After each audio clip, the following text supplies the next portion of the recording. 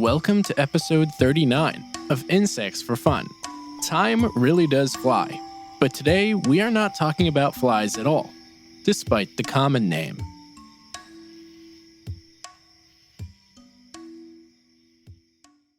Fulgora laternaria, often called the Peanut Headed Lanternfly, belongs to the family Fulgoridae, and these bugs are very commonly referred to as lanternflies despite not being a fly at all. They don't even light up, so how is it they got this name in the first place? Well, we'll get into that later, but first let's describe this week's featured bug. The Peanut Headed Lanternfly is one of the largest lanternflies in the world, reaching a length of 3 to 3.5 inches, and a wingspan up to 6 inches in length. Wow! The most notable feature though is the bulbous peanut-shaped extension from their heads. These alone are a little over half an inch, and this big extension also has some conspicuous eye spots on the sides, which make it look like it's capable of swallowing other smaller insects whole. But that's just a ruse. And in case that wasn't enough, it also has some crazy looking eye spots on its wings too. This is another one of those bugs that warrants a good look, so go on and give it a Google or support the IG and Facebook page. Other common names for this bug are actually alligator bug and snake cicada, due to the head resembling that of a reptile. These crazy features are unique to the genus Fulgora, and there are only a few species within this genus. One other defense mechanism that has been documented for these bugs would be their ability to release a foul-smelling odor, if heavily disturbed. But this is a last resort tactic. These bugs are indeed true bugs, and can be found from Mexico down into South America, and the adults can be found from June to December. Lanternflies are actually plant hoppers, and today's bug does not feed on anything other than plant sap or phloem.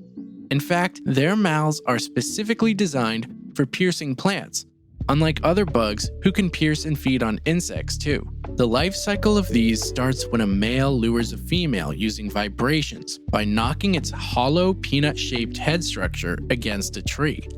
It's important to note that the peanut-shaped thing is not the true head of the bug, and some theories are actually that this fake head is not only used to scare away predators, but also trick them into biting or attacking a false head. Now you might be thinking females don't look the same, but in this case they actually do, because the purpose is not strictly for mating.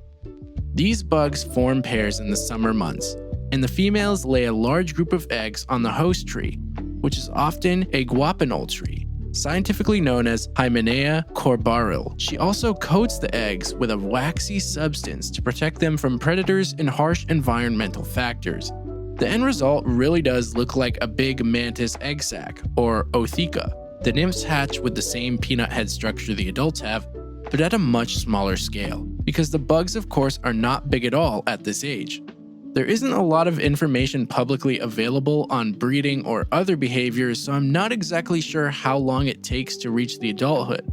But I do know the adults only live around 1 week, despite being able to feed. I also know we have many listeners from Colombia and Brazil, so if any of you have any information regarding things you've seen, please send me an email and I can post an update. In the meantime, let's look at why they got the name they did, and some crazy folktales surrounding these already very bizarre bugs. We all know at this point where the peanut part of this whole thing comes from, but the lanternfly portion is truly strange.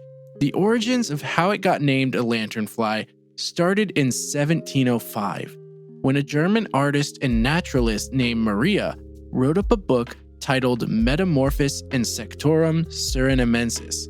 This book is basically a catalog covering all the things she found while traveling in Suriname during 1699.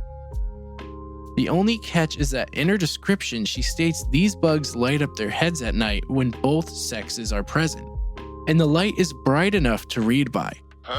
Today, scientists think she might have been confusing them with a big click beetle in the same area capable of lighting up its head. but being able to light up their heads is one of many strange myths these big bugs have accumulated over the years. There was an entire paper published looking at the folklore and legends described by people from the village of Pedra Branca in Brazil, and a couple of these myths were very popular and widespread. One of the most prominent beliefs is that the Peanut Headed Lanternfly actually contains poison in its head and is capable of inflicting mortal wounds to people by flying at them and piercing them with their stingers. But this stinger is actually its mouth part, referred to as a stylet, and it's purely for feeding on trees, as we mentioned before. There's no poison at all. What's really interesting is that around 47% of the people interviewed for this study stated that the bug was a snake. You can't really blame them though, because it really does have a crazy looking reptile head. It should also be noted that this study was done in 2001, so things might be different now. The second popular belief was that the bug kills trees it feeds from by sucking them dry. Now, there is some small truth to the fact that these bugs feed on trees by sucking them, but the bugs are not capable of sucking a tree dry, and there aren't enough of them to even make it a possibility. In Costa Rica, it is believed that this bug is again filled with poison, but if you get stung, the only cure is to have sex within the next 24 hours. I can only imagine why and how this legend got started, but what I don't understand is how it's managed to get so famous and actually stick. It totally reminds me of the movie It Follows, only instead of a person you know chasing you, it's the Peanut Headed Lanternfly. Wherever you are, it's somewhere walking straight for you. This concludes today's episode, and as always, I hope you enjoyed it. If you're enjoying the podcast, please consider rating and or leaving a review if you can on whatever platform you listen. It really helps the show a lot, and it's honestly a day maker. Next week, we have a special listener request episode, and I cannot wait to introduce the insect and where it comes from. If you'd like to check out the Instagram and Facebook page, you can find the links to those in the show notes. And if you'd like to send a listener request, you can send an email to me at insectsfordummies@gmail.com. As always, thanks for listening, and you'll hear from me again next week.